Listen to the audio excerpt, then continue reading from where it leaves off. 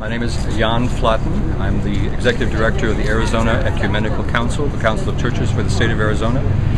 And when the injunction came through, the injunction took certain parts and said that is a federal responsibility.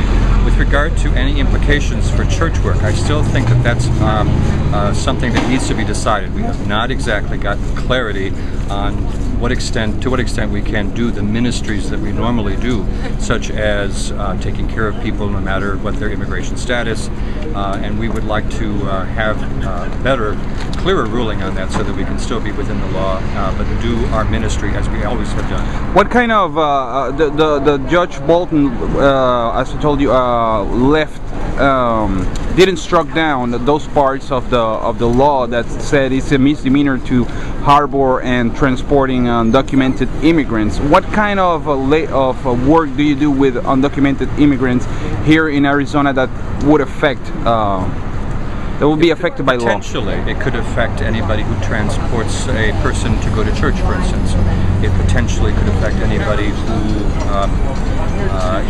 gives out food or who receives some kind of federal or state aid to do charitable work for people who are in need.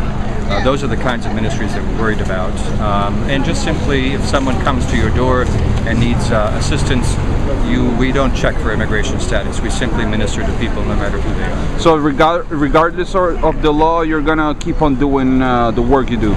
We will continue to do that until there's absolute clarity about that. Fred Small. I'm the minister of First Parish in Cambridge, Massachusetts, Unitarian Universalist. And I'm here to stand on the side of love for immigrant families and people of color in Arizona who are threatened. The judge didn't struck down yesterday certain provisions of the law that could affect the church work, what you do with undocumented immigrants here in Arizona, and such as declaring a misdemeanor harboring and transporting undocumented immigrants. What do you think of that? The God that I worship is an inclusive God, is an embracing God, and Jesus said to love our neighbors, not to throw them under the bus. So that's why I'm here. The church work in support of immigrants is very important, and I'm sure will go on regardless of how the court case turns out. Okay, so regardless of any law, the church would continue doing whatever it does. I mean, being from Massachusetts, I can't speak for my brothers and sisters here in Arizona, but I know that people of faith, people of conscience, will continue to do the right thing and support immigrant families and support people who are just trying to make a living. El Padre Carlos Gómez, en la parroquia de San Agustín, la Iglesia Católica de San Agustín. ¿De aquí? Sí, Phoenix. Lo que le quería preguntar es que hay partes de la ley que la jueza no eliminó o no bloqueó y algunas podrían afectar a la iglesia, como es el que declara delito grave el transportar y darle ayuda a un inmigrante indocumentado. Entonces, ¿qué piensa usted de esto? Con mucha paciencia seguiremos en oración, con mucha paciencia seguiremos siguiendo las ordenanzas de la ley, pero al mismo tiempo también respetando los derechos humanos de todas las personas. ¿La iglesia no va a dejar de hacer el trabajo que hace con inmigrantes por ley que sea? Seguiremos amándolos, seguiremos ayudándolos, respetándolos, orando por ellos. ¿Qué tipo de trabajo hacen ustedes en la iglesia? Sería interminable mencionarlo, pero algunas cosas para... Muchas asociaciones, darles alimento a las personas indocumentadas, a las personas de las calles, tantas cosas.